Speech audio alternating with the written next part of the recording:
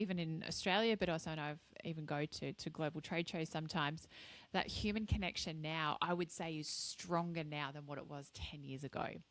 So there's also an element of we've got so much data and information coming at us, but I would say at a B2B level, there is that human to human connection, that face to face value that I think people are actually wanting more so than ever. And Yeah. and I'm actually saying that the people that go, oh, look, I've just sent them an email or they've seen it online, you're going, no, like you've that human, you don't get the same as when you're like on an email or a Teams call versus face to face. Yeah.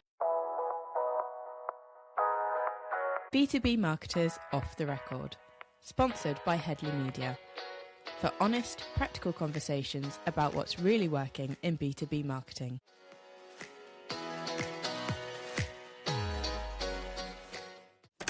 So, welcome to B2B Marketers Off the Record podcast. I'm delighted to be joined here today by Carina O'Brien, host of Working Mumma podcast and head of Strategy ANZ at Siemens Mobility. Thank you so much for joining me, Carina. Thanks, Chloe. I'm really looking forward to this. Yeah, absolutely. Me too. I know there's going to be so much to unpack here with you today. So, could you introduce yourself to our listeners? Hi, everyone. So my name's Carina O'Brien. As you can tell, I have an Aussie accent. I'm based in Melbourne, Australia. I'm the proud mum to two young boys that are 5 and 8. As Chloe said, I'm the host and producer of the Working Mumma podcast. And in my corporate life, I am responsible and the head of strategy for Siemens Mobility across Australia and New Zealand, but also responsible for communications as well as sustainability. Amazing. Yeah, there's so much in there, and that's exactly why I knew you'd be a perfect guest to come on and talk about all of your experiences from all different angles, both personal, business, B2B, B2C, all of that. So thank you so much for joining us, and all the way from Australia as well. I know we're online, but it is a different time of day for us both. Yeah. So that's perfect. So to kick off, we normally ask a light question, which is, tell me you've been in B2B marketing for many years without telling me. Oh, a great question, I think, to kick it off. I would say that what is the angle or the message that you are trying to deliver? And that's the very first question that you'll ask someone. That's perfect. People kind of go for that question in all different ways, actually. We've had so many different answers to it. So to actually, get to the point really quickly, yeah. I think that's where you start and that's where you finish. That's perfect answer. You're always asking who's the target audience, what's the message, what's the objective, and so many people will think this is what needs to get done, but you're like, well, no, you got to take a step back.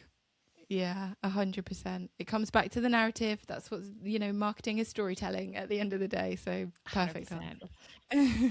Storytelling for adults. 100%. Yeah, definitely. So how did you get into marketing in the first place? Oh, I had a weird and wacky background. I actually studied IT at university as part of my undergraduate.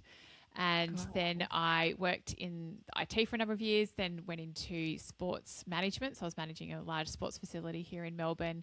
Part of that, I was studying my master's, and I, through a subject, was like, oh, I actually love, back into the corporate world, and that's what I really want to do. So I spoke with someone, and then she said, look, there's this position going at Siemens. Would you be interested? And I was like, yes, I'm going to give it a go. Threw my hat in the ring. So I was in strategy for a while, and then they were disbanding the strategy team. And as we know, between strategy and marketing and communications, there are a lot of similarities and there are some crossover skills. So for the head of communications at the time, who is actually now the head of communications for Siemens globally, I said to her, look, is there anything going? And also the former CEO of Siemens Australia said, look, what would you like to do? I said, look, I'll give communications and marketing a go. And so that is literally what I would say is I fell into it, and that would be now about 14 years ago. Wow, yeah. So obviously enjoying it then, but Yeah. stuck with that for 14 years. No, I think that's a really great story. You do often hear of kind of the technical people kind of coming in, and that gives you just such a broad range of depth of understanding of what it is that you're trying to market. So people find their niches and, like you say, fall into marketing from lots of different avenues. We kind of hear a lot about people in sales that switch over to marketing, and also vice versa. But yeah, it definitely is one that's much related to strategic thinking. Like you said, kind of you're in strategy and then you can see that bigger picture and why marketing works for the business. So that completely makes sense to me. So what is one belief about B2B marketing that you have changed your mind on in the last 12 months? I would actually say it's around AI and the power of AI. Mm-hmm. If someone had said, I remember about 3 years ago, someone said to me, you should try this and give it a go. And my first thought was, oh my goodness, it's going to take my job. Whereas now, in the last 12 months, I would say both for my podcast, but also in my corporate role, I'm able to see the value. I'm able to see the productivity gains that actually come by AI. And I wouldn't say that Yeah. it gives you everything. It is good if you've got a blank sheet of paper.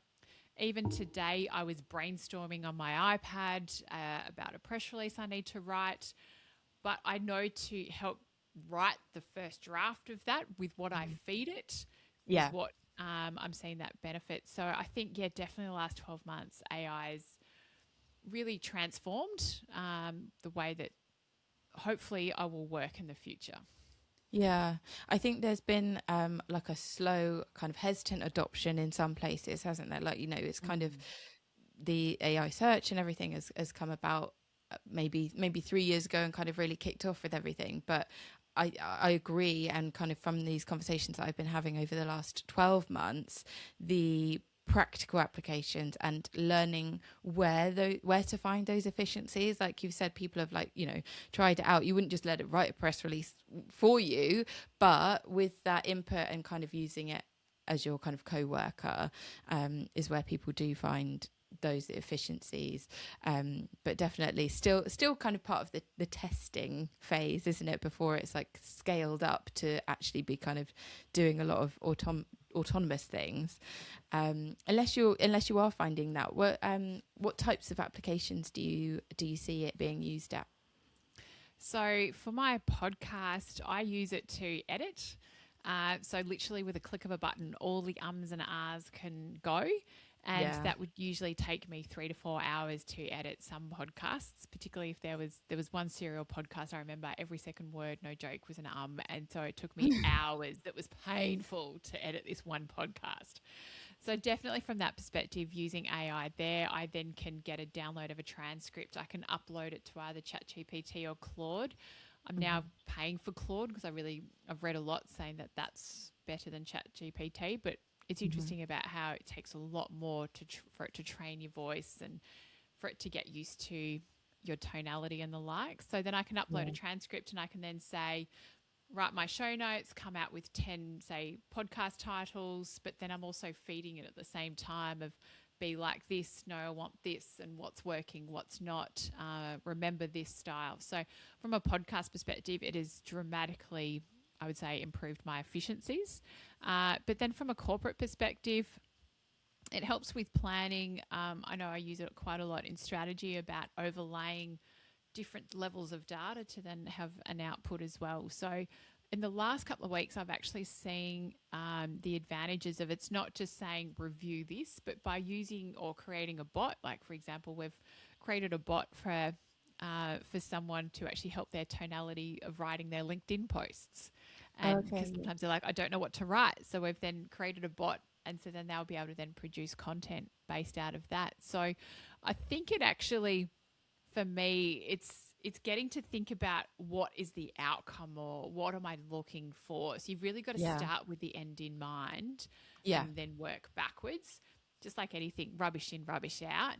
But if you're thinking, okay, how can I then see that it can make me more efficient, or I keep playing and then see what happens, and that's where both from a podcast perspective, but also then in a corporate role, you can just go, all right, I wonder what this is going to do. Or if you've got an idea of going, I'd love to be able to do X, and I said that to someone, I'd love to be able to do this. And then 10 minutes later, he'd created this bot for me, and I'm going, oh my goodness, this is going to change my world. And it did. It changes my perspective, my thinking.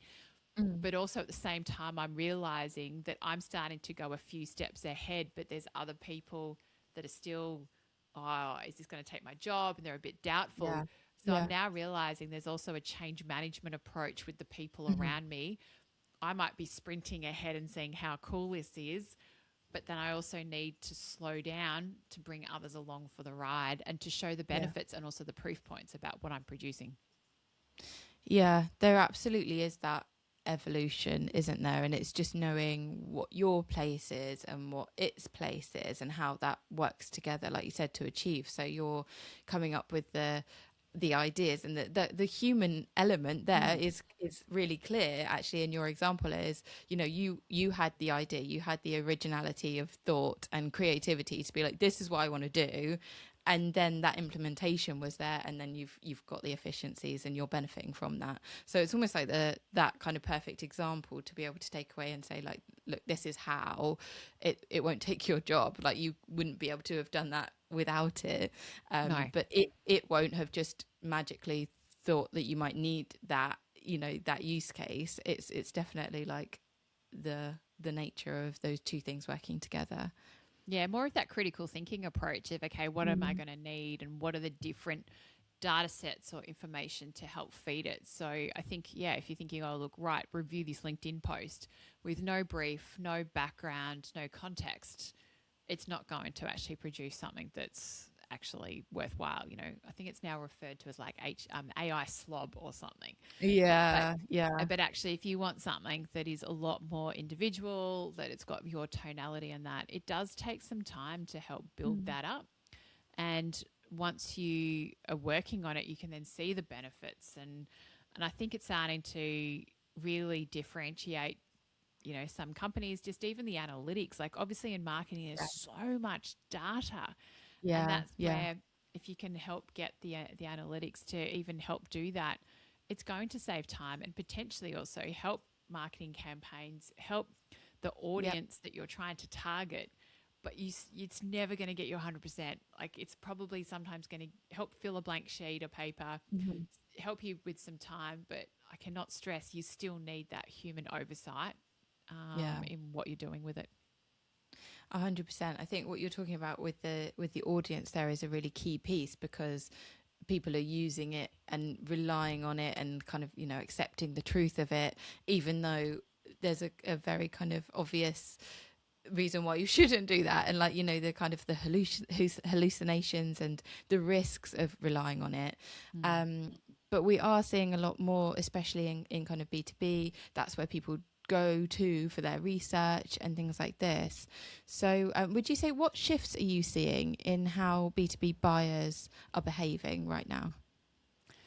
I work in the rail industry in Australia, and I have to say, actually, after COVID, it's been an interesting shift. So I think before COVID, we saw a lot of webinars, and I thought, oh, events are going to, you know, start to go away, and conferences and things like that. Everyone's going to want to go online. They want to be more productive and things like that. But I think because of COVID, we didn't actually have that human-to-human connection. And so now, well, even in Australia, but also I've even go to global trade shows sometimes, that human connection now, I would say, is stronger now than what it was 10 years ago. So there's also an element of, we've got so much data and information coming at us, but I would say at a B2B level, there is that human-to-human connection, that face-to-face value that I think people are actually wanting more so than ever. And I'm actually saying that the people that go, oh, look, I've just sent them an email, or they've seen it online, you're going, no, like, that human, you don't get the same as when you're like on an email or a Teams call versus face-to-face. Yeah. So it might sound a bit old school, but for me, it's still that face-to-face aspect.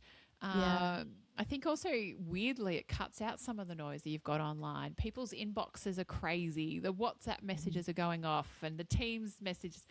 But if you actually sit down and have a conversation with someone over a nice cup of coffee, I think it's actually taking things back to bare bones a little bit, but also Yeah. cuts out the noise. Yeah, and it does come back to real human relationships, that trust Mm. element. If there is so much, like exactly that, it's noise, isn't it? It's just, well, okay, I can get information from everywhere. It's coming at me, whether I like it or not. I scroll on LinkedIn and see all of these different messages trying to reach me, and there's no guarantee that you have reached the person or that information has gone in and been digested in the way that you want it to. Whereas real conversation, you then control what elements are brought out to the top, and people need that commentary and that kind of narrative for you to guide them through what is actually important, because otherwise it's lost, isn't it, that content. Oh, 100%. And one thing I think as well in B2B, it's so much not what you know of who you know. B2B marketing is so much as well built on engagements. As we know in B2C, it's very much about people will buy a brand. Yeah. But in B2B, people will also buy not only the company, but also the people behind the company. So do you trust them? Are they going to be good for it? Definitely in Australia of, oh, well, I know someone at that company and they'll be good, they'll be okay. So there is an element of personal relationships that I think also come into B2B marketing that you don't see in B2C, particularly at a broad, mega level, B2C level. It's such a different style and a different way of marketing and engaging Yeah. with your audience. And obviously the sales cycles are also at times quite drawn out and a lot lengthier than the B2C cycle. So that's also Yeah. where those relationships, you need to use the different marketing channels, the different marketing tactics. Mm. It's not going to be a one size fits all. As we know that it takes, 10 to 14 times for one message just to sync through. I Yeah. even had a conversation today and they're like, I've already, this person's already posted on LinkedIn, so it doesn't matter. I'm like, well, no, your audience is going to be different to their audience, and it's going to articulate. Just because one person out of 1 billion people have posted on LinkedIn doesn't mean everyone's seen it. Yeah, 100%. We were talking about this. So I recorded a podcast with Kevin Capezzi the other day. So he is in SEO and search, and he was saying exactly that, the how many touches you need, how many points of information you need, and then across how many different modes that is. And I think that actually B2B is, like you said, it's more extended than B2C. And so you do have the opportunity to have more touch points and to build that relationship along that cycle. And, with the complexity of B2B, I mean, from my background in technology, B2B marketing, it is only getting longer because there's so much more technology to consider, so many more players involved in the expanding buying committee. So it's, yeah, like we said, that actually it's obviously a challenge for marketers to reach more people, but it's also a huge opportunity to be testing out where they are, where they're buying. Obviously, as we've said, kind of they're evolving to be using search and relying on that information, but the focus on real human interaction to navigate those conversations and direct them still can't be underestimated, I don't think. 100%. So, what do you think a strategic bet is that you think more marketing leaders will be needing to kind of place in the next couple of years? Great question. I think it comes back to AI, but I think also the skill sets as well. And I think also the data and using the data to our advantage. We probably don't use it enough and actually use the data to help us advocate for the value of the role and what we can actually bring the organisation. Obviously, everyone knows, yes, we need to protect the brand, no matter if it's B2C or B2B. But I think also having the data to back it up, to show the value and show the strength, and also then the different channels. So I think as well that yeah, I know for myself and my role, it's something that, yeah, I'm getting more conscious about. Okay, we need to have monthly reporting. What is it looking like? What's working? What channels are we engaging with? At a lot, and also what messages are hitting. And I think Yeah. really validating that, I think in the future, I think as marketers, we know that what we're doing is of value Hmm. to everyone in the organization. Probably not, because no doubt our budgets are the ones that are sometimes the first to get cut, or people are like, oh, that's all right, you're okay, you're marketing. And you're like, well, no, we're actually are contributing. We do have a role to play.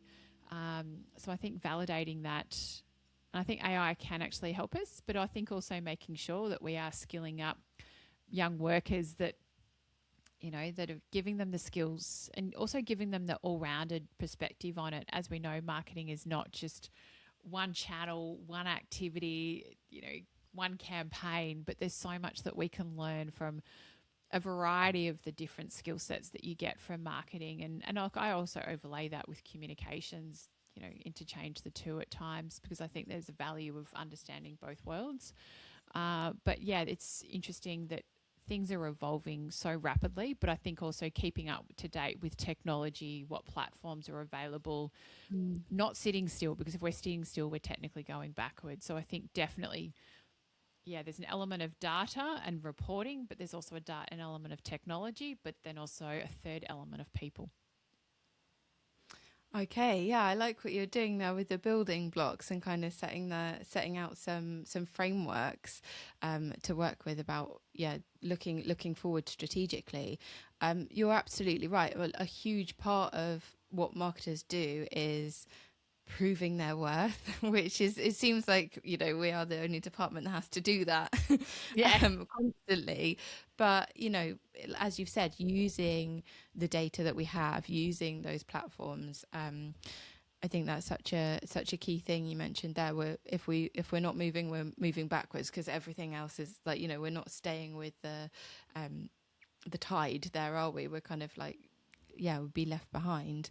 And it is moving so quickly that yeah, keeping that focus. But I do see the thread of everything that you're saying, having that human element too.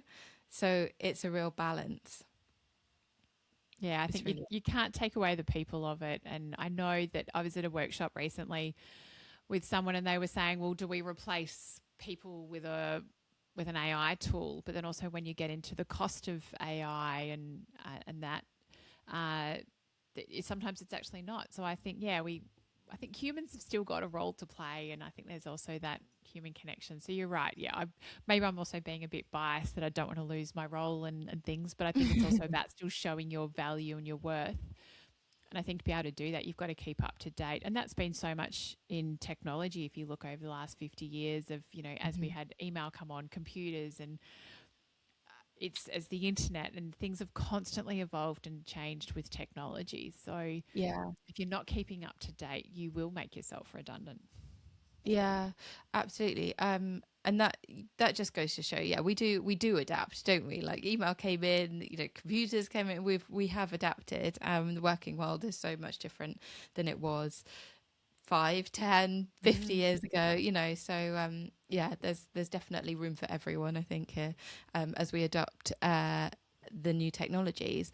But something that you touched upon there, and I know we've kind of spoken about in the past, is the real cost of AI. Because I know in a past conversation we were talking about tokens and, you know, actually fully assessing what that cost is if you are looking to move some work across from humans to AI. And, you know, I think it's been raised about, you know, we're not training the younger generation. If we're just going to get AI to do these basic tasks, you know, generating things and kind of, you know, focusing on the efficiencies, but actually not bringing in the younger generation and training them on all of the basics, because we've got AI to do it, then we're going to face this gap.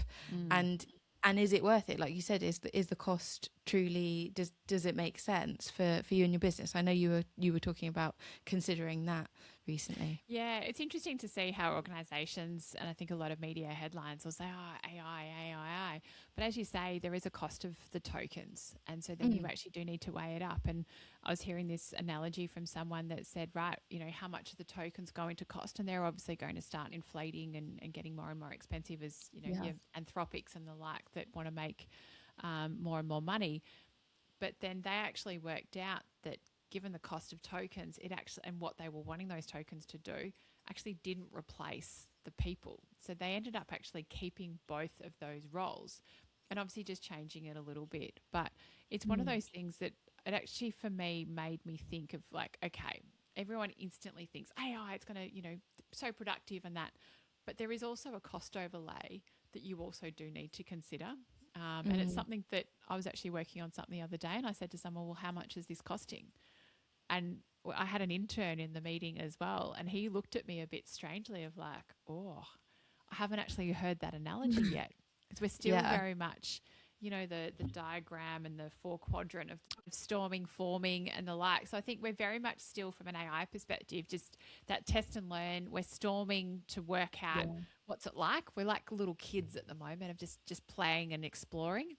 But then I think, once we start putting the financial impacts of each query into it, overlaying it what the cost is, I think it then also then starts to even out some of those ripples that we're seeing in particularly B2B marketing as well, and even society of AI. So I think the next 1, 2, 3 years in this space will certainly continue to evolve. But there is a financial consideration that you also do need to do and consider as well. Yeah, of course. So we've been talking a lot about the future of marketing and adopting technology. What's something that you think is something that is going to kind of fade out, something that marketing teams are doing at the moment that actually you think they shouldn't be doing any longer? Good question. Actually, don't know. And then that's probably a very biased view, and actually providing that I think everything we do at the moment is actually of value. I think I'm just going through my head of the different channels, the different engagement. I think there's such a mix of the way that we communicate and that we market of channels that it's just constantly evolving. It'd be nice, as I said, like doing some of the data, but the data is becoming more and more important than ever. Yeah, hopefully less meetings, I think, with people would be nice, with particularly internal stakeholders would be nice. They're just, I think sometimes you've got to justify yourself and, okay, what's this, what's that? Yeah, I think great question, but I would actually like to think that hopefully everyone's already realizing their value. And actually, I think if anything, we've actually potentially got to expand and support the work that we're doing rather than actually taking things away. 100%. I think that's a really valuable answer and really valid response, because why would we be doing things that aren't, like, almost to my own point earlier, as I was talking about us having to kind of continually justify what we're doing and why. Most teams, and again for larger teams in kind of enterprise sized companies, each kind of tactic or division of marketing is going to have its own people, its own teams, and doing things. So that's already got its own justification. So what type of investment should marketing leaders protect, even if budgets are tightened? This might come as a real surprise given what I've already been speaking about. And I would say protect the investment in people, and also training and the upskilling of your teams as well. So I think, as I said, you can have all the great tools in the world, but they are not going to necessarily replace the human element. And if you've got a good team and if you've got good people, do what you can and invest in those people so you don't lose them. Because no doubt if they're really good people, they'll go somewhere else and other people get to benefit from all your hard work of actually developing them. But I think if you can retain them, help them grow, give them different examples, your marketing is going to be better for it, because it's different working with a grad, with someone that's 5 years out, 10 years out, and the value that you get from those individuals is just, and they also know your brand, and you can get so much runway out of it. So yeah, you can have all the tools, but if you don't have the right people to help be the air traffic controller with it all falls flat. That's exactly right, isn't it? It's the opportunity to learn and expand, and there's a lot of kind of things that will happen organically and on the individual level, providing the tools, but it's the kind of the wider support and recognizing that it's not just the tool, it's the person using the tool, and how can we invest and optimize that. I think that's is absolutely a theme to our conversation here, which is focus on the human element. And so pulling back in, so one of our questions that we received from another guest last week, his name was Niall Sullivan. He's left the question: what has been one of your biggest mistakes in marketing, and what can we learn from it? Great question. I think there's a few. I think when I first joined and got into marketing, I probably didn't appreciate the technical knowledge of colleagues. So as marketers, sometimes we think that we know all the answers and we're going to have the solution. But I think also speaking to the technical experts that are always on the ground, that they then can also give that customer voice, I think is also a really big way that as marketers we think, oh, we can do it all, we've got all the answers. We don't have all the answers. And that, I think I learnt probably some hard lessons in that way, and not in a bad way, but it really showed me that when I collaborated with others, I brought others into the team or into even a campaign of what are the objectives and what are we wanting to do. When you brainstorm, you're also showing them what the value of marketing is and the process that you go through, but also B, you get to see their insights and you hear what's coming from the customer and make it land. And yeah, for me, that's something that, having been learnt that and also seen the value of working with like your technical counterparts in a B2B sense, now I do it all the time, and I've certainly learnt from that, and it's built relationships. People then have gone, oh, Carina's got good value, she can then aid it. So from that perspective, I think it's really good. And also, it's probably not a mistake, but a key learning has also been of just always having the audience or the customer front of mind. So many times we think, oh, we know best of our technology, but unless we're reframing it around, well, what's the problem we're trying to solve? What's the customer's issue?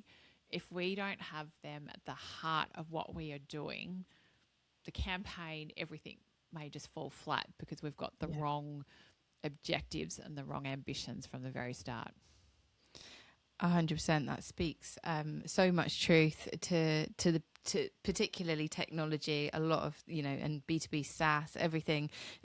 You constantly see the same, I guess, mistakes being made about, focusing on what the tech does, and isn't this feature cool because it does X, Y, Z? And yeah, that is great. But if it's not translated into what that means for the customer, what pain points are they facing that solves, really coming back to it, almost the same like how we started this conversation is what's the message, exactly that. So it's kind of a nice full circle moment for us in this podcast, that we've actually focus on what it is that the customer needs, and bringing in those additional people who can help you translate that in kind of real time, day to day. I think, and that is a lot of what marketing does as well, isn't it?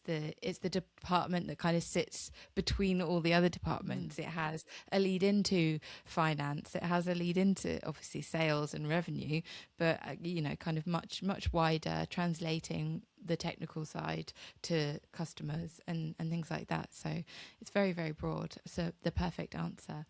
And to continue that, what is one thing you wish you could change about marketing, if you could? I wish people really understood and probably respected what actually can come from marketing, and you're never always going to see the return on investment straight away, but understanding what can come from it, because as I often joke, people are walking through the door because of what the brand represents, not for you sometimes of an individual.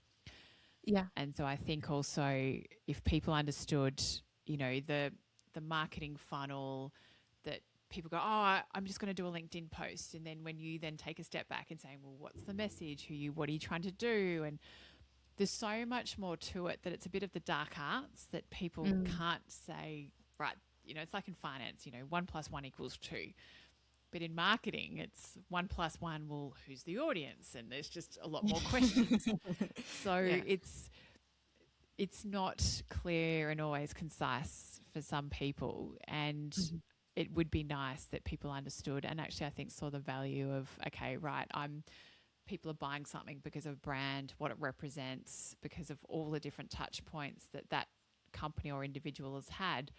How have they had that? Well, that's because of all the marketing efforts that have gone in the background to actually help them with their buyers' decisions. So because it's so multi-channel, often we take a 360 approach. It's not just one way or another. And I think also just appreciating the work that goes into it. It's not just a message that just is just thought up in thin air. People are thinking long and hard about what's doing it, and what they need to put in. So there's just so much work that I think, it's probably a bit of the dark arts. And I know I've heard someone many years ago refer it to as the colouring in department. And I was like, well, no, that's actually quite a put down. But there's so much more value that, as people buy a brand, people buy a feeling and things like that. As I was saying before about people, but people are representing that brand and what it stands for. And you take that brand away, are you necessarily going to buy a no name brand something? Probably not, because people always are affiliated with a brand or a service. Yeah. So I think marketing has a really big role to play. And we also see when that doesn't get done well, that the brand can really diminish in value, their sales plummet, and you're like, why? Because you haven't respected and owned what you're actually doing. So it's sometimes in a crisis mode, people are like, oh, this is really important. But then other times everyone's like, oh no, we can cut that budget. You're like, really? You sure? Yeah. The thing that takes the longest to build up is the thing that is also kind of, knocked down the quickest as well. That makes complete sense. It's that communication piece again, and kind of, coming back to justifying, but to have that understanding of everything that goes into it. So many different elements, so many different parts, psychology. It's definitely one of the most strategic departments. And people see one element of what you do, and they're not really, like, I'm working on something at the moment, and I'm working on this one element, but then I've joined the dot to another part, and they're only looking at this one element, but then you're actually then going, well, no, you're trying to then think of how you join 3 dots together to actually help you. Like, okay, it's slightly different target audience or brand awareness and things like that. So people may not join those dots, but to you as a marketer, you're going, well, I know all of their campaigns, I know the strategic direction, and I need to be able to join it at the same time. So I think that's often such a challenge, that people want to go, right, if I do a LinkedIn post, someone will join. You're like, well, no, nothing's going to happen off a LinkedIn post. That's also your personal brand, and that's your personal marketing. So it's interesting how some people think one channel and one activity, all right, we've done it, tick. And you're like, well, no, not going to happen. And that's completely like distilling the miscommunication that can happen there, because at the same time they'll be like, okay, we've done what you wanted on LinkedIn, we've ticked that box, and you will have spent hours explaining why LinkedIn, that it's great and we need to be communicating through LinkedIn, and then on that point of view, you're also in the same breath saying, no, one post on LinkedIn isn't going to do it. Like, you're kind of, again, you have to hold all of these multiple like strategies and tactics in your head at the same time. It's that understanding and communication again, isn't it? Yeah. And people sometimes just want a quick answer of, okay, right, yep, what am I going to do? I was even in a meeting recently, and I'm going, but who's the target audience? What are you going to do? And what's the message? Yeah. No, you can't just take a fact sheet and things like that. And they're like, and someone I think was getting more annoyed at me when I was saying it. But I'm like, but if you need to manage this, there is a marketing element to this. There's a consideration of what your competitors are going to think and what your customers are going to do. They're going, oh, and I know sometimes it sounds like more work, but I'm going, if you want this to land, you've actually got to think about the different channels, the messages, the audience, and like, which is just marketing 101. But to some people, like, oh, look, we're just going to send out this email and it'll be done. You're like, well, no, there's a bit more to it if you want it actually to be done well. Yeah, absolutely. And there might be a few checkbox parts of it because they have to be done and have to be considered, but they'll unlock a lot as you go, you know, considering the competitors, considering what the response might be. So can you get ahead of that? Actually, you're not just doing this launch, you're doing this roadmap or whatever it is, like, you know, what needs to be considered and communicated. 100%. I think I used to have a mug that said, you know, marketing's favorite response to that question is it depends. Yes. Because, you know, any question I ask, it's like, well, how long is a piece of string? You know, you can say, can we launch this? Well, we could, but it depends on so many factors, not least of which being time and resource. Yes. No, fantastic. This has been absolutely fantastic talking to you. I've got so many nuggets of gold of where you're currently thinking and what you're experiencing within marketing at the moment. Who do you think we should have on next on the podcast? I would actually suggest another Aussie, and her name would be Mia Farman, who she's in small business at B2B and also B2C. She is the queen of campaigns. The queen of campaigns. Oh my goodness, that sounds perfect to like really dig in and get a bit technical. That might be quite interesting. Thank you so much. Campaign Dalmar. So she's my hot tip if you want to go all things marketing campaigns. She's your lady.